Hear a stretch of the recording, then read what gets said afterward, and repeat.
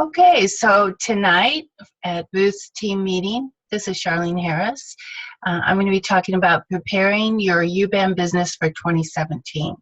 So most of the time, most consultants, team leaders, and so on, they actually just react to business instead of being proactive with your business, which is the better way to go. I know most of us, if you've been with a company for very long at all, you've gathered lots of leads or you've met a lot of people, different things like that. So this is the time of year that I like to take those leads and make sure that I can contact everyone. So I'm going to talk a little bit about tonight doing that and why you should do it, and maybe give you a little plan of action to do it too. So this is being recorded, and also I'll make the PowerPoint available to you too. So if you don't really want to take notes, you don't have to, but you can. Okay. So building is a key word that I'm going to talk about tonight, building your business. And the way you build your business is through leads. Of course, leads lead to everything else, obviously, like sales and recruiting and so on and so forth.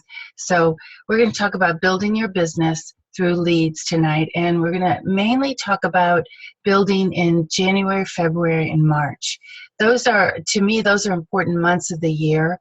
I love January, February, and March because I spend a lot of time on my leads and booking. From those leads, I'm booking, I'm recruiting, I'm advertising, I'm setting myself up in my business for the rest of the year, basically. So I look forward to it. I put a concentrated effort into it. Sometimes I will book less events in those times, so I have more time to work on my leads. And I found that it's really been a benefit to me through the years. So another thing I want to talk about is that every builder, and I know this is all basic stuff, but I wanted you guys to get this. Every builder has a goal.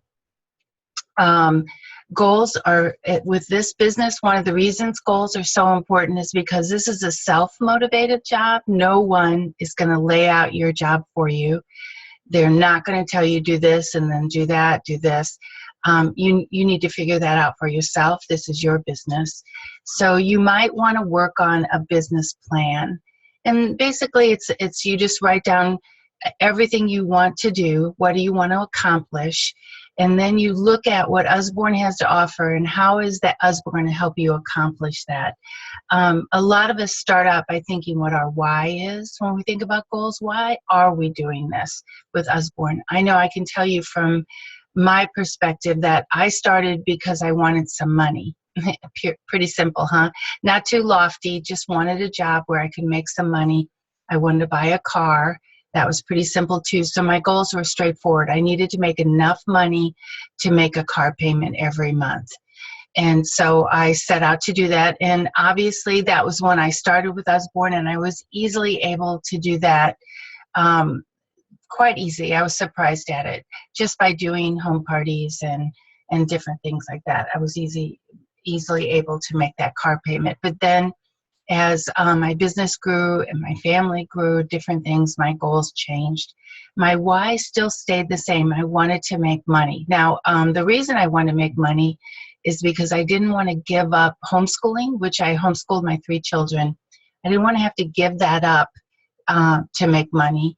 I wanted to be able to stay home and continue homeschooling because that really truly was my priority at the time, but I needed to make some money. So I looked around for a long time and I discovered Usborne, and I saw that this could possibly be a way that I could still make money but still be at home and available to continue homeschooling, and is what I really wanted to do. So I went into it. But unfortunately, when I started, I did not have the skill set of setting goals. I didn't even think they were important or valuable. And I figured, one of my thoughts was, well, if it happens, it happens. If it doesn't, it doesn't. Which is kind of a unorganized way to look at things. I've come to learn, but through the years, as I lost things and I wasn't prepared for things, and I wish I would have thought about this ahead of time, I discovered that setting goals and a plan of action makes me more money, and being unorganized and not thinking ahead of time loses money for me. It's a negative, a minus, and a positive to your business. If you know where you're going, you know how to get there, you know what it takes to get there, and you have a plan to follow, you're going to go straight to it instead of just wandering around trying to figure things out. So I can tell you after 20 years with this company that goals are extremely important. Just for the sheer fact they're going to tell you where you're going to go, you know, and what you're working for and how much you need to work and what areas you need to work on and so on. So think about what your why might be. Why are you doing this with Usborne? And then think about what your goals are to accomplish your why. Go ahead, Ruth. You can unmute yourself, or I can. Maybe. Okay, can you unmute yourself, Ruth? All right, let me see. You're gonna have to. It's either at the bottom of your screen down here or at the top. See how that pops down? Do you see that part? No? Okay. On your, okay. I found it, sorry. So I have a question on goals. So is it better to create goals by, like, I want to make this amount of money? Or is it better to make your goal by, I want to achieve this level? Do you know what I mean? Do you see what I'm asking? Yeah, like, yeah. How do I create that goal? I mean, I know like roughly how much money I'd like to make. Yes, right. But you also see the value in promoting and growing your team that way. That's how I make the money. Right, exactly. So we'll get back to the word building for your team. So initially, you make money by how many events you personally do. Then you begin to recruit because you go to enough events, you run into enough people, you find those that want to recruit. So you recruit and you start building a team. So now you're making the most money from your events, but now you're making a little money from a couple of team members. And then as the team members grow, so on and so forth. Then you promote out somebody from your team, and you become a team. First you become a team leader, and then you promote somebody out, and you start going up the promotion ladder. Every promotion, every added team leader, every added recruit makes it that you start making more money from your team than you do from your own personal events. And it's sort of like the balance shifts to where at some point you'll make more from your team than you do your personal. You're going to maintain your personal level through your career, and it could be the same amount that you made at the very beginning off of that, just your work. You do a same number of shows. You don't have to increase the amount of work you're doing because your income increases from your team as it grows. So we sort of go like this, and then at some point it's like your team is the bulk of what you earn. So and the reason I say building is you want to do both. You asked me, should I set my own personal goals to make my money, or should I build my team? Yes. The answer is absolutely yes. You set your goals to make your personal money till your team grows for you, basically, and you're making your money off of the team, more money off the team. Now, I know that doesn't sound great when I say you're making money off the team. Let me preface that a little bit. We don't make money off of you guys because you get your commission. Nothing, absolutely nothing is taken away from you. The company pays an override to us for training, for building and training. So therefore, we make our extra money from the company for having a team and growing and building a team. So I said we make money off the team. That sounds like we're taking money away from you. We're really not. You make the commission that you get, and then you have the same opportunity as we do to go ahead and become a team leader and to make an override as well for your team. Okay, does that make sense? Did that? Okay, great. All right, I never want to give that impression that we're taking money away from you guys, because we're not. So, okay, so again, the goal word here is building. So right over here on the Post-it note right here, it says take your time to set up your goals. Really think about what you want. Share with your team leader, get her input. It's a very important step that you just really decide what you want to do and what you're working towards. You want to be able to build your business and to maximize its growth and earning potential. So the reason you want to stay close to your team leader or me is because we have experience and we can help you focus more on what's really important than on some of the things that tend to snatch our time away. There's lots of them.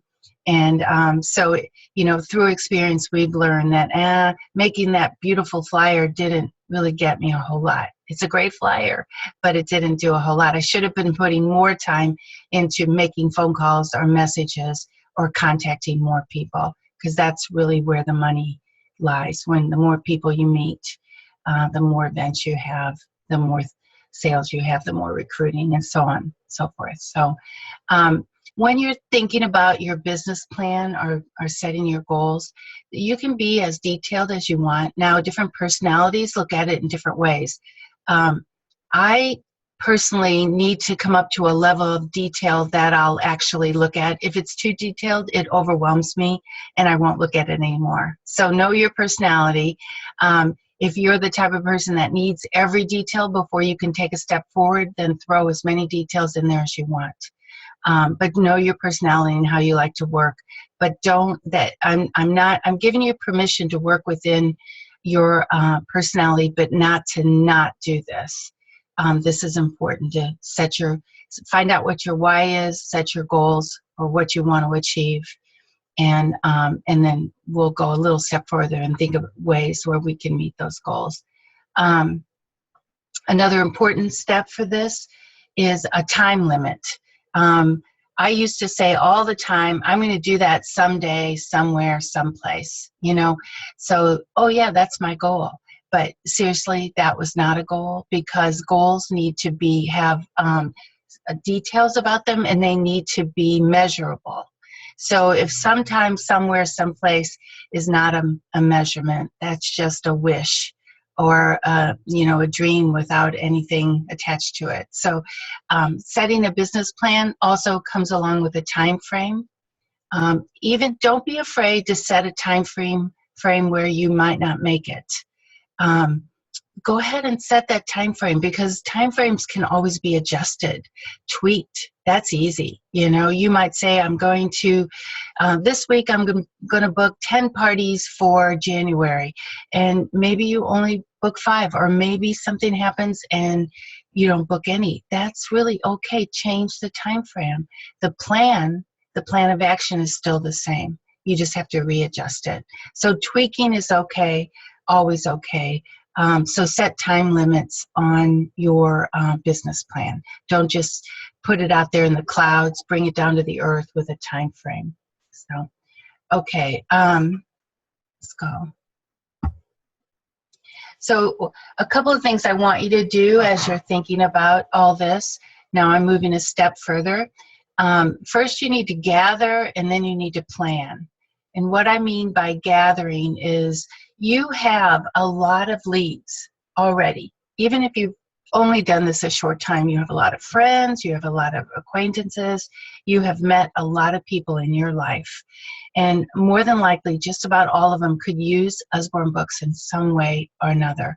Or they could use a job. Or they are a professional, an organization that maybe for that organization, whether it be a school or it's any other type of organization, they might need a fundraiser or a book fair or something like this. Now, those of you who are not ECs, educational consultants yet, and that whole division or like plan is closed for any new people right now, that will someday open up. So you can start your leads for these. You just can't call them yet, but you can totally get prepared for them and be ready to go when the whole division opens back up again, okay?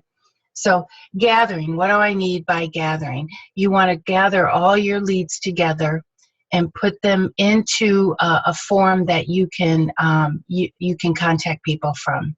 So you might want to take, if you have a bunch of leads that are on little sheets of paper that you got at a booth or something like that, you might want to transfer them to a notebook, or you might want to just organize them in a little box where you can go through them and write down what happened with each lead. So however you like to do leads, and if you say to yourself, I don't really have any idea how to do leads, then that's another great question for your team leader and me too, possibly. And we can at least share with you what we've used and what we like, or what we've tried that didn't work, and maybe give you a heads up there. There's all kinds of ways of doing it. So what I want you also to think about is there are past, present, and future leads. That's what we're going to be talking about. So, of course, obviously the past ones are booths you've done, or home shows, Facebook parties, or any of those type of leads that you've already done. You want to gather those up again.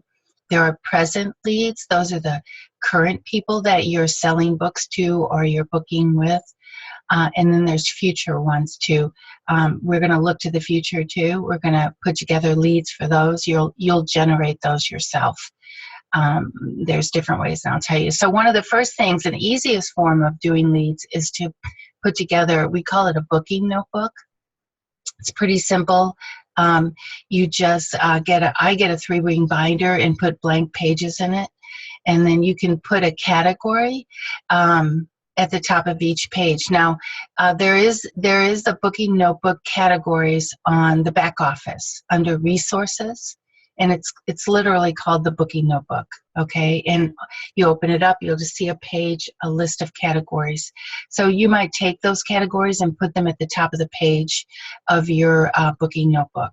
And one category might be your friends. So you would list all your friends that you would like to contact about possibly having a show for you. Now, before we get into the details of this a little bit more, I want to talk to you a little bit about contacting leads. I was telling Ruth earlier that your job is to announce the business, is to give out information about it, to tell people about the books. This is what your job is. It is not your job to somehow force them or talk them into doing what you want to do. You're really looking just to see what they need. You want to find out with each person you contact, how can Usborne help them? What do we have with Usborne Books that it's going to benefit this person? That's the attitude you have, not here's the bad attitude. How can I get them to do what I want them to do, whether it's buy a book or recruit or have a show or whatever. You want to really look at them as a person and see what Usborne can possibly do for them, okay? So when you're looking at these leads, let's say Ruth said she sent out emails to a group of leads that she had, and she's gotten no response from it at all. I'm here to say that that's okay. That's part of the job. That will happen. You will have, many times you'll send out something and you get no response. You still did a good thing because you're still advertising. In business, the name of the game for all business is advertising. And we do it in many different forms. Obviously for us, we do it by contacting people because it's the least expensive for us. Otherwise, the other alternatives are to send out mailings, or to have a radio spot or a billboard or an ad in the paper or magazine. Those are all kind of pricey. I'm not sure they work all that well, or a television spot, that'd be great, wouldn't it? But we can't afford that stuff. What we can afford is contacting people. So that is still advertising. You are getting what Usborne has to offer in front of the people that might be a potential to do this. Okay, so Ruth, good job on your contacting. You advertise to all those people, and in all advertising, they say it takes 3 to 6 times for a person to hear or see something before they act on it. They might think the first time, that's cool, I should do that, and then they forget, right? Next time, oh yeah, I thought I kind of wanted to do that, and then they forget again.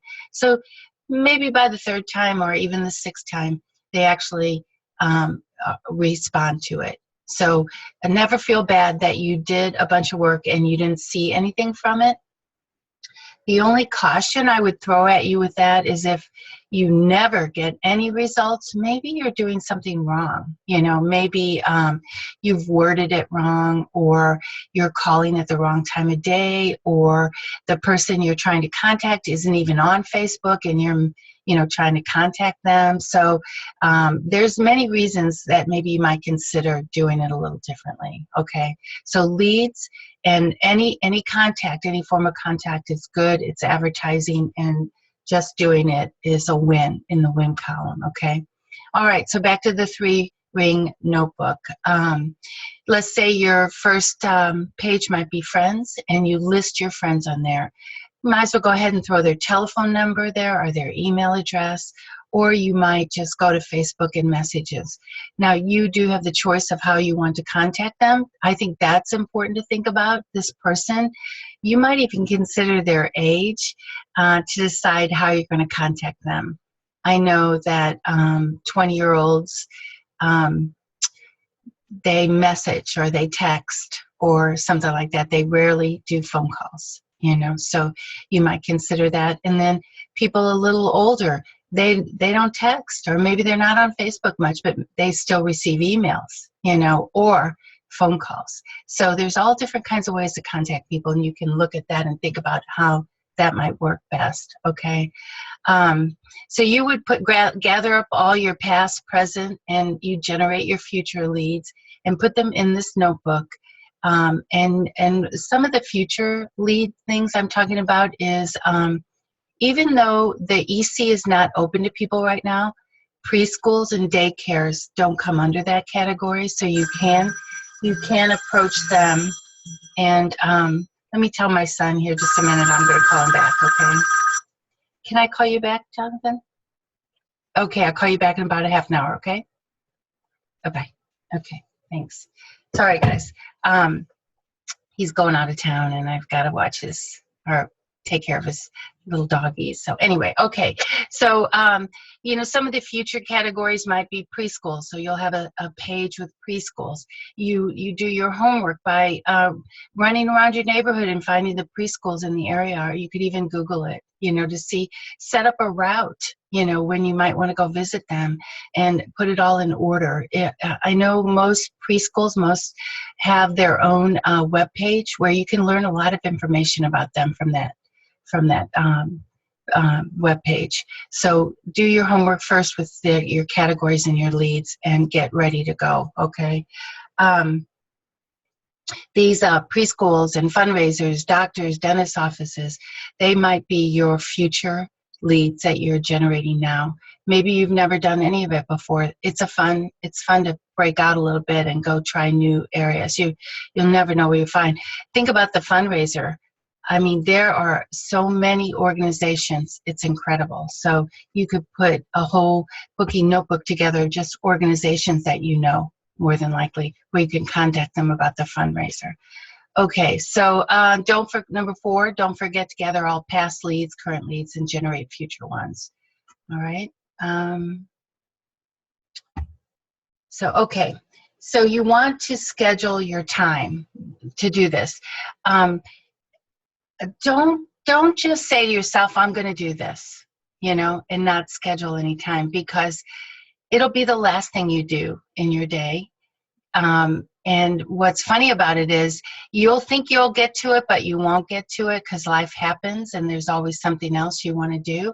And you never get around to getting your leads, contacting your leads. So I propose that you actually schedule time in your week when you're going to contact leads, when you're going to work on gathering, preparing, and then actually contacting the leads. Okay, put it in your day. Now, it doesn't have to be where you take one whole day and that's all you do all day.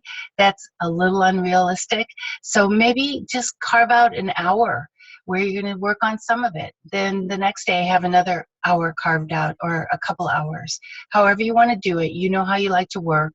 I like to put in an hour, maybe a day. So I'm great at compartmentalizing. So I'll work a little on this, a little on that, a little on that, and I kind of schedule my day that way. And I literally schedule it in a notebook, work time on leads. If I don't do that, I don't get to it. Honestly, I just never get around to it. And the leads just stack up and I never contact them. And guess what happens?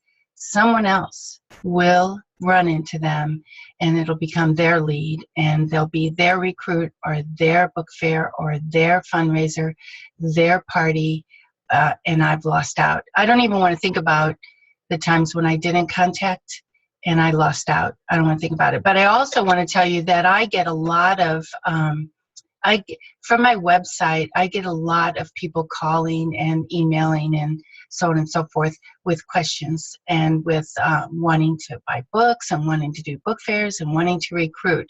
And many, many times they'll say, yeah, I met somebody a while ago, but I just can't remember their name. So they've lost out, and I'm going to recruit this person because they didn't call them back. That's a painful reality. It's also happened to me too. There's a team leader currently right now who was my past hostess. The only thing I can tell you in my as an excuse was that she moved out of state, and it was really before Facebook really took off, so I didn't stay in touch with her since she was no longer in my state, so anyway, but she's a team leader, so I missed out on that one, and it reminds me every time when I think about not calling my my leads. Okay, it's important to work around your family's needs. That's important. Nobody was ever on their deathbed said, I wish I would have worked more. It's more, I wish I would have worked less. So your family is extremely important. However, most of us need the income from this business, so this is important too. So you need to learn to schedule your time, and you schedule your family in, and you schedule your work in. Now, nothing's perfect. Again, there'll be days when everything goes awry. That's not the point to give up. That's the point to tweak and try again the next day. Make sure you kind of set your mind to, this is what I'm going to do, and I'm going to get it done, and if I have to tweak, I'm going to, but I'm going to continue working on it. So I think scheduling on a calendar is important. If you need to, get one that's broken up into 15-minute increments, and then schedule your day, and make it as perfect and beautiful as you want. Of course, it's not going to always work the way you wanted it. Just that's going to happen, but try to stick with it and try to work into where you find a schedule that really works for you and your family. When I was homeschooling my children, we tried many different things because I wanted to work the business, but I also needed to homeschool. I didn't want to raise uneducated children. That was a scary thought. But anyway, so I would take the whole day off on Monday and go visit preschools. And then we would do a double day on Tuesday of school. The children hated that. They really didn't like that. So I landed on, we would work from 8 to noon in the morning. If they didn't get their work done, they were then in the house. They couldn't go outside. I know that sounds horrible, but they could get their work done by 10 o'clock if they really wanted to. So they got used to it. I got used to it. We would work in the mornings, and then we would have lunch, and then we'd scatter. I'd go off and do my business. They would do their chores and whatever they wanted to do then, and then that's when I would work the business, and that kind of worked well. That worked well for the family. So being consistent about your schedule is extremely important. Your family will get used to it if you stick with it. If you become sort of like, maybe I won't do it today because oh, the kids want me to play or something like that. They'll get used to that too. They'll get used to that. Yeah, I can talk mommy out of it, or I can be really bad and get her attention that way. So that children they're very interesting. Whatever you require of them, they will do if you consistently require it of them. I know this one lady, this was a while ago, but I thought it was so great. She scheduled her work hours, and she had an office. Isn't that great? I didn't have an office for most of my career, but I do now. But so she would post on her office door, her work hours for that week. And even if a party canceled, like maybe she had a party scheduled, she'd still go in her office and keep those hours and call people or work on paperwork or whatever, because her family had become so used to the schedule, she didn't want to mess it up. They knew when she was supposed to work, and she was able to do it. So take this part of your business seriously and schedule your time. It's really the only way to do it all, because there is a lot to do. We wear many hats, and if you get good at scheduling and compartmentalizing, work on what you're supposed to at the moment you're supposed to, you'll be able to do most of what you want to do. So, okay. So, but you want to also now, with these leads and everything, you don't want to build in just one arena, because let's say you're only doing home parties, and I think home parties are good, or Facebook parties, I think they're great. And maybe with your family, it's what you can do now. But in the future, I want you to remember that you want to build in all areas, because you'll have a nice rounded business. What's nice about it, maybe in the summer when people are not as quick to have a home party, you can visit preschools, so you have a rounded business that you can do different things at different times. Okay. So you want to get your leads for customers. I mean, there are a million things you can do with past customers just to contact them and ask them how they're doing. You can tell them about the new titles, new catalogs. There's all kinds of things, all kinds of ways to contact customers. And I think that's important that you do, because people's lives change every 6 months. So a customer may not want to be a hostess, but maybe 6 months from now they may want to be a hostess. Or that hostess may not want to recruit, but maybe in 6 months something changes with her family. She might be ready to recruit. So if you're the one that stays in touch with her, she's definitely going to go with you then. Okay, so you want to gather your past hostesses. If they've had a party already, you've trained them already. They are more qualified to have a bigger and better party the next time. So you want to contact them and stay in touch with them to find out when they're ready to have their next party. As I said, preschools are a great one to go visit. There are zillions of preschools and daycares everywhere. Organizations, you also, with the fundraising plan and book fairs, definitely keep a lot of organizations in mind and contact them. And of course, recruiting is very important. I highly recommend that everybody goes for a promotion in their life. The first promotion from consultant is to become a team leader, and then you receive overrides, more money from your sales and the sales of everyone on your team. It's a worthy goal, and it's really fun. It's kind of a fun way to build your business. And then, of course, if you already are a team leader, team promotions, you go to the next level, because those are designed to build a large team, not just you and one level, but level on top of level on top of level.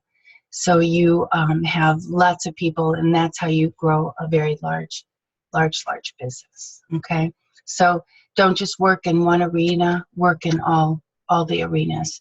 But again, if right now with your family situation you can only work in one or two arenas, don't take what I just said like, oh, I'm bad. You have to do what you have to do in this season of life and look to the future. Most of a big chunk of my career, I didn't do school and library sales because it was too hard to homeschool during the day and then do school and library sales too. So I just did a few, kept my hand in it until the children graduated and I had more free time, and then I began to work in that arena. Okay. So I said earlier that there's many ways to contact people. You can call, you can text, you can message, you can email, you can mail, and you can visit. And each lead, I would take the time to decide what is the best way. In fact, on the leads, you might even ask them when you take that lead, what's the best way to contact you? And they might tell you what they like the best. All right. And at first, if you don't know and you don't know their age or you don't have any clue, do it all and see what flushes out, you know. And you can put in there, I'm contacting you this way because I wasn't sure if you like to text or call or whatever. Okay. And again, it says when you contact them, you are advertising. That's a big one. Putting the company and your name in front of them is extremely important. It's not up to you what they do. It's only up to you what you do, and that is keeping the name and in front of them and giving them the opportunity to have Usborne help them, okay? To finding out if Usborne or you can serve them in any way. That's the mark of a good salesperson, is to help the person get what they want, not talk them into something they don't want.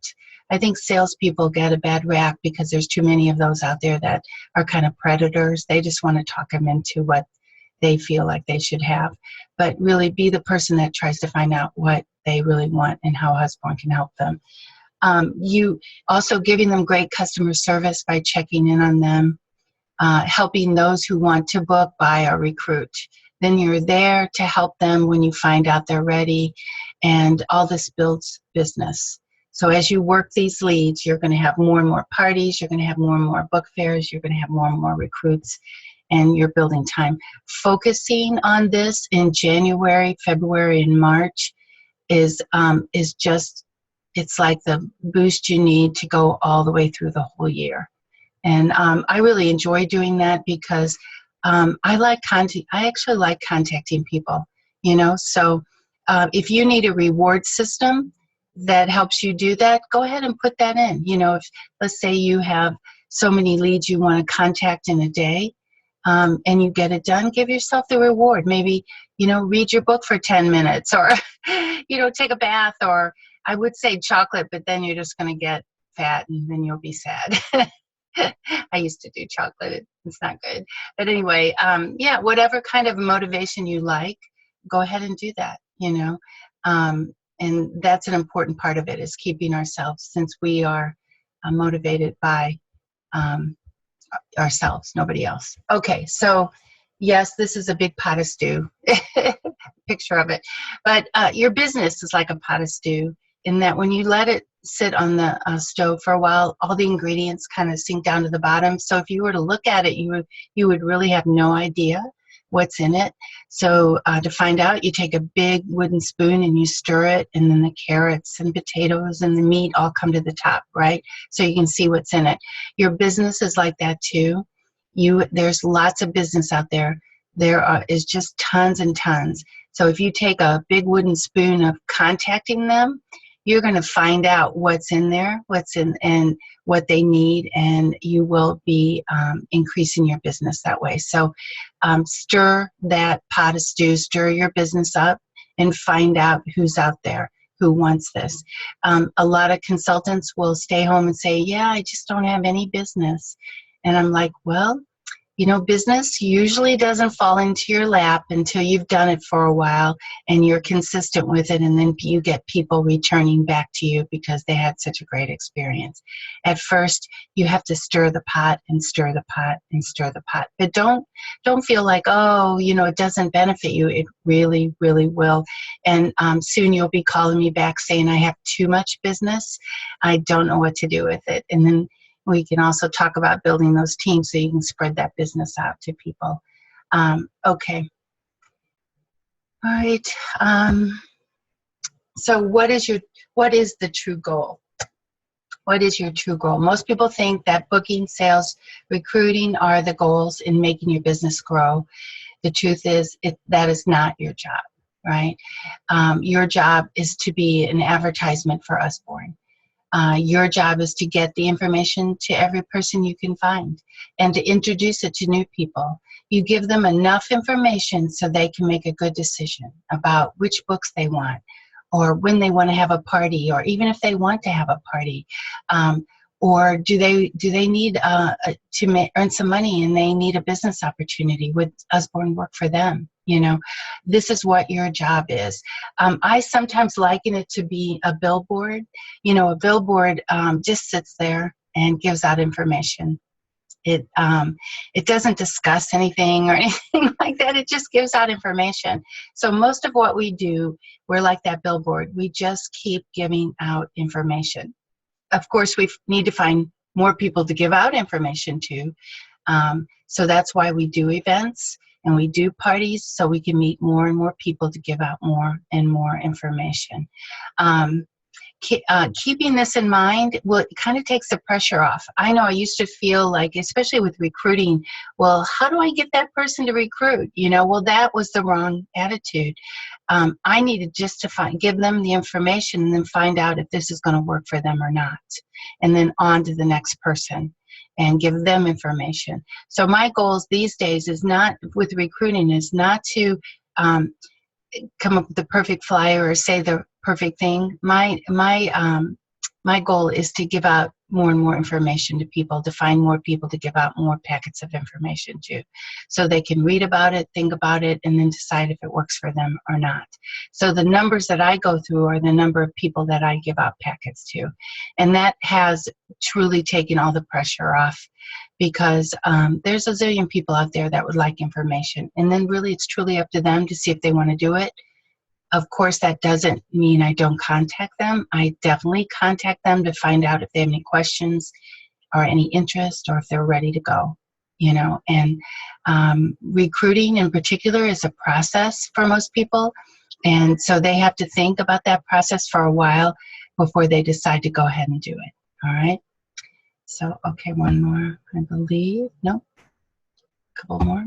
So getting started, where do you begin? I know I've given you lots of information, so let's just review a little bit.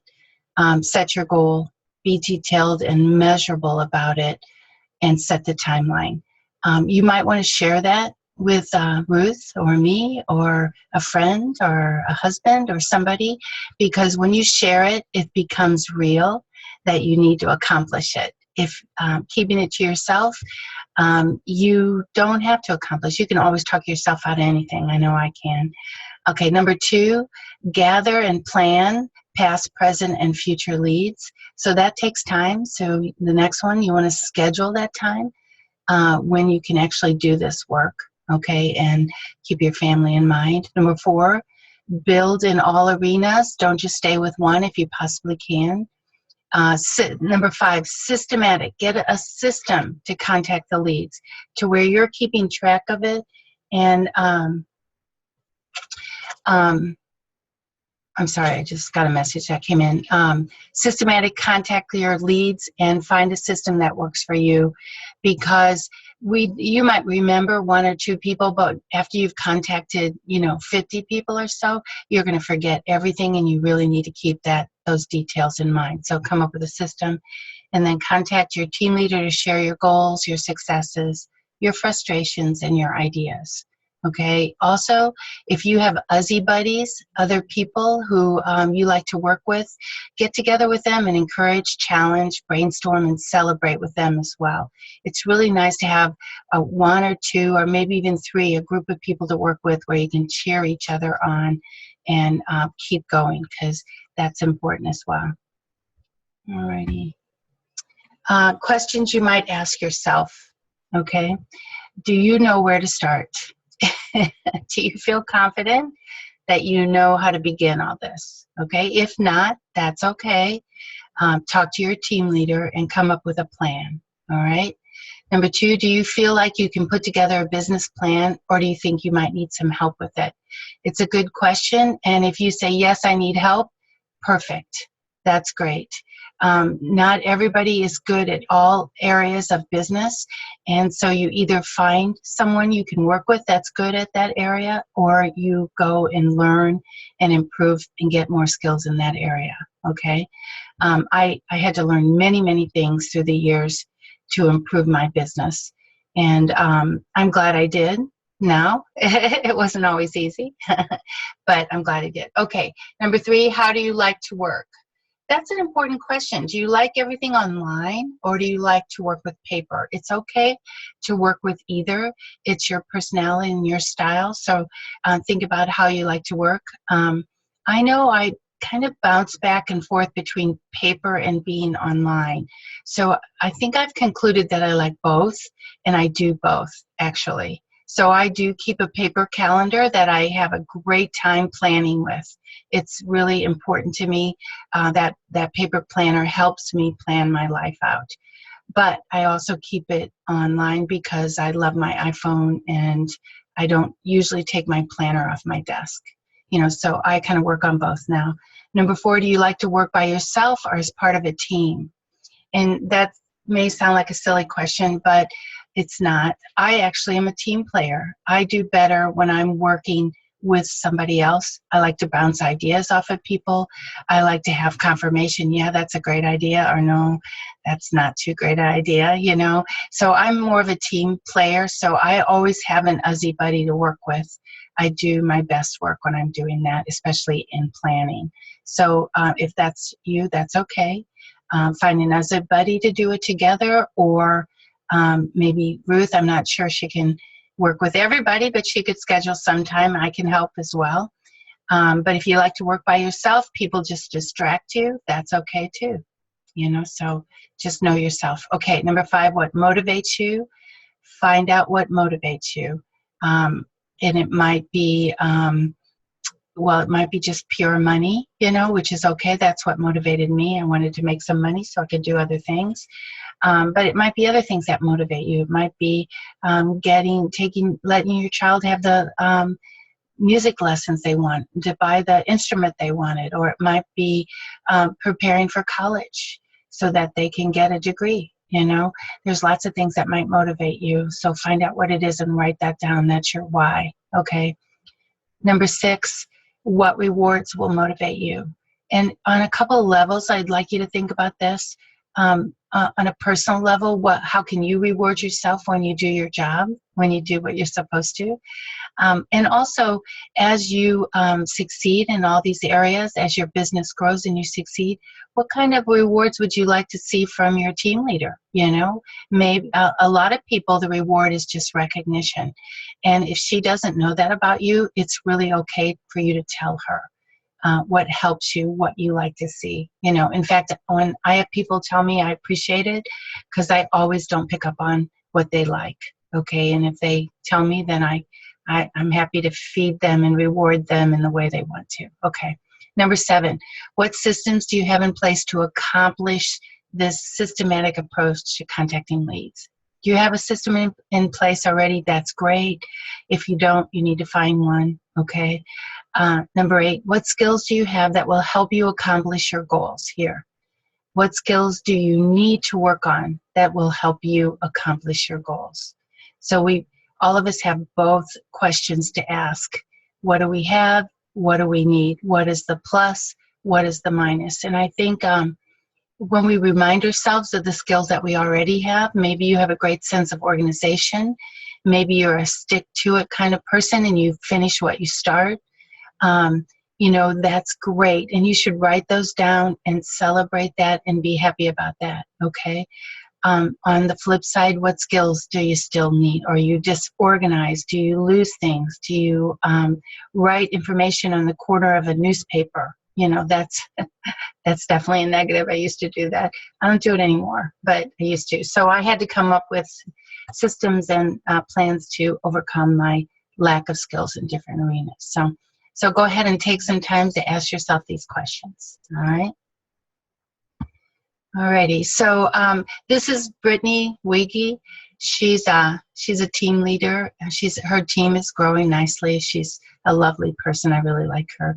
But she just told me the other day, I was telling her I was working on this presentation, and I had pretty much trained her to do this as well. And she said that the first 3 months were the reason she was able to promote later that year, because she had done so much work and set up her year so nicely. She had all the business she needed to go ahead and do her 2 months of promotion to become a team leader. So that I really appreciated her telling me that. That was nice. And Ruth had told me that she had worked in January, February, and March last year and really set up her year as well. She told me that recently. So this is a plan of action that most people don't do. And I hope that you guys will do it and take it to heart and really get your year set up and ready to go. And the skills you'll learn in this process will take you on forever. You know, you can always put a concentration on any month in the year to get your business up and running and going again. Okay, so does anybody have any questions? That's the end of the PowerPoint. Any questions or ideas or anything they might like to discuss? I can take the screen share down. Hello, Ruth. And why don't you go? I'm going to unmute you guys. If anybody has anything to say, let's see if I can do it. No. You guys will have to unmute yourselves. Hey, Trista. Okay.